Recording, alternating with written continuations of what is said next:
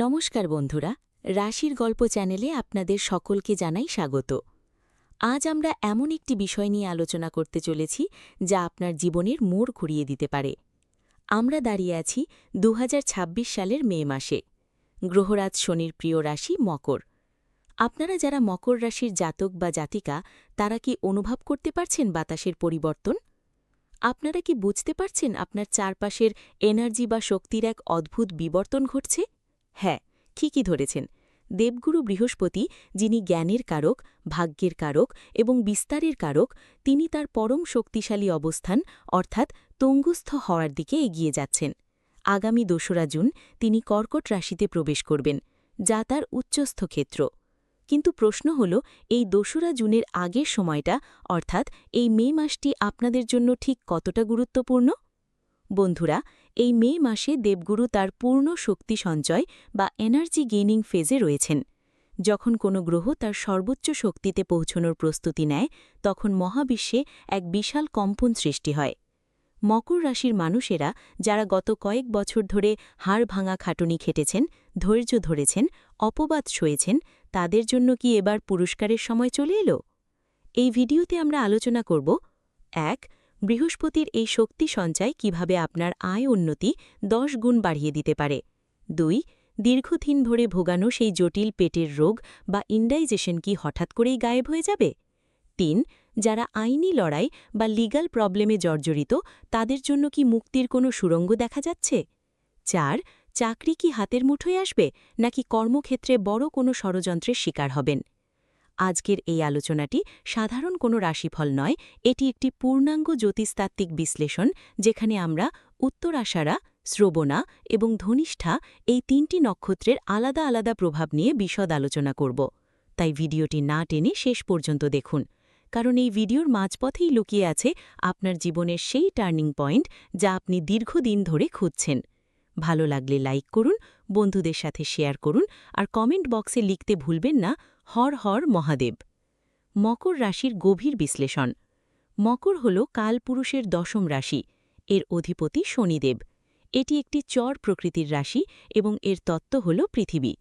বন্ধুরা, আপনারা লক্ষ্য করেছেন কি মকর রাশির মানুষেরা পাহাড়ের সেই ছাগলের মতো, যারা প্রতিকূল পরিস্থিতির মধ্যেও শিখরে ওঠার ক্ষমতা রাখে। আপনাদের ধৈর্য অপরিসীম।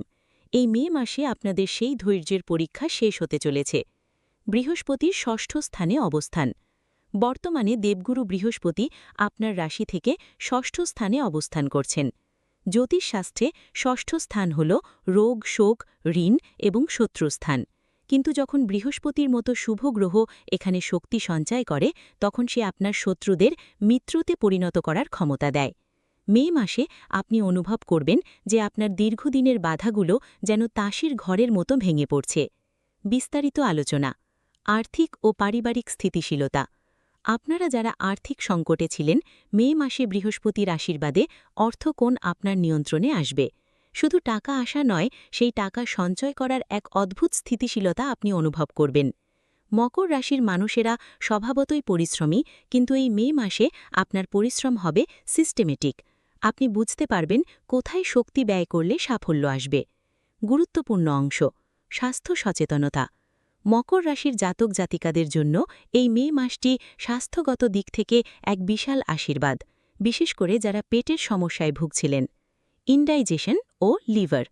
আপনি হয়তো বহু ডাক্তার দেখিয়েছেন, গ্যাস্ট্রোএন্টেরোলজিস্টের চক্কর কেটে ক্লান্ত, কিন্তু মে মাসে বৃহস্পতির এনার্জি গেইন করার ফলে হঠাৎ করেই আপনি এমন একজন চিকিৎসকের সন্ধান পেতে পারেন, যার ট্রিটমেন্ট আপনার বডি ফ্রিকোয়েন্সির সাথে মিলে যাবে। Systematic lifestyle. এই সময় শনি এবং বৃহস্পতির প্রভাবে আপনি নিজের খাদ্যাভ্যাসে পরিবর্তন আনবেন। জল খাওয়ার পরিমাণ বাড়ানো এবং সঠিক সময়ে আহার গ্রহণ আপনার জীবনকে নতুন গতি দেবে। পর্ব ৪: নক্ষত্রভিত্তিক বিশ্লেষণ। ভিডিওর এই অংশটি আপনার দর্শকদের জন্য সবথেকে গুরুত্বপূর্ণ। ৩টি নক্ষত্রের জন্য আলাদা আলাদা প্রিডিকশন। ১. উত্তরাষাঢ়া নক্ষত্র। উত্তরাষাঢ়ার অধিপতি রবি। বৃহস্পতির তুঙ্গস্থ হওয়ার প্রভাব আপনাদের ওপর সবথেকে বেশি পড়বে। পিতার স্বাস্থ্যের উন্নতি হবে। ভ্রমণ, তীর্থভ্রমণের যোগ অত্যন্ত প্রবল। স্বল্পকালীন বিদেশ যাত্রার সুযোগ আসতে পারে। সাবধানতা, আর্থিক লেনদেনে কিছুটা সতর্ক থাকতে হবে। ট্রিটমেন্ট কস্ট বা চিকিৎসার খরচ সামান্য বাড়তে পারে, তবে সেটা দীর্ঘমেয়াদী সুস্থতার জন্য বিনিয়োগ হিসাবে কাজ করবে। 2. শ্রবণা নক্ষত্র। শ্রবণা নক্ষত্রের মানুষদের জন্য এই মে মাসটি ইমোশনাল রোলার কোস্টার হতে পারে। বিবাহ ও সম্পর্ক। দীর্ঘদিনের অমীমাংসিত বিয়ের কথাবার্তা ফাইনাল হতে পারে। স্বামী স্ত্রীর মধ্যে মধুর সম্পর্ক তৈরি হবে। পুরনো প্রেম ফিরে আসার সম্ভাবনা 80%। রাজনীতি। আপনারা যারা রাজনীতির সাথে যুক্ত তারা প্রতিহিংসার শিকার হতে পারেন। হঠকারিতা বর্জন করুন। শারীরিক। মাথা বা শিরদাণ্ডায় আঘাত পাওয়ার সম্ভাবনা রয়েছে, তাই চলাফেরায় সাবধান। 3. ধনিষ্ঠা নক্ষত্র। ধনিষ্ঠার অধিপতি মঙ্গল। আপনাদের জন্য মে মাসটি অত্যন্ত ডাইনামিক। কেরিয়ার। বাড়ির কাছাকাছি ট্রান্সফার বা নতুন চাকরির যোগ প্রবল। Social media. আপনি যদি কন্টেন্ট ক্রিয়েটর হন তবে এই মাসে আপনার জনপ্রিয়তা তুঙ্গে উঠবে। Legal issue. জমি জমা সংক্রান্ত আইনি জটিলতা থেকে মুক্তি পাবেন। পর্ব 5. প্রতিকার ও বিশেষ পরামর্শ। প্রতিকার। মকর রাশির জন্য বৃহস্পতির এই অবস্থানে বিশেষ কোনো জটিল প্রতিকারের প্রয়োজন নেই, তবে এনার্জিকে পজিটিভ রাখতে আপনারা নিচের কাজগুলো করতে পারেন। 1. শনিদেবের আরাধনা। প্রতি শনিবার শনি মন্দিরে নীল অপরাজিতা ফুল অর্পণ করুন। 2. হনুমান চালিসা। প্রতিদিন হনুমান মন্দিরে গিয়ে পশ্চিম দিকে মুখ করে একটি তিলের তেলের প্রদীপ জ্বালান। এটি আপনার মানসিক অস্থিরতা কমাবে। 3. দান। অসহায় মানুষকে গুড় এবং ছোলা দান করা মকর রাশির জন্য এই মাসে অত্যন্ত শুভ। সতর্কবার্তা। মে মাসের প্রবল গরমে মকর রাশির মানুষদের লিভারের ওপর চাপ পড়তে পারে, তাই বাইরের খাবার এড়িয়ে চলুন। তীক্ষ্ণ বা কাটা জাতীয় বস্তু থেকে সাবধান থাকুন। বন্ধুরা, 2026 সালের এই মে মাসটি আপনার জন্য একটি প্রস্তুতির মাস। 2রা জুন যখন বৃহস্পতি তুঙ্গস্থ হবেন তখন আপনার ভাগ্যরথ ছুটতে শুরু করবে, কিন্তু সেই রথে চড়ার জন্য নিজেকে যোগ্য করে তোলার সময় এখনই। অলসতা ত্যাগ করুন, কারণ শনিদেব অলস ব্যক্তিকে পছন্দ করেন না। পরিশ্রম করুন, সিস্টেম মেনে চলুন এবং অবশ্যই নিজের স্বাস্থ্যের খেয়াল রাখুন। আমাদের আজকের এই আলোচনাটি আপনাদের কেমন লাগল? আপনার নক্ষত্র কোনটি? উত্তরাষাঢ়া, শ্রবণা নাকি ধনিষ্ঠা? কমেন্ট করে আমাদের জানান। আমরা চেষ্টা করব আপনার কমেন্টের উত্তর দেওয়ার। ভিডিওটি ভালো লাগলে লাইক দিন এবং শেয়ার করে বাকি মকর রাশির বন্ধুদের সচেতন করুন। আবারও দেখা হবে পরবর্তী ভিডিওতে।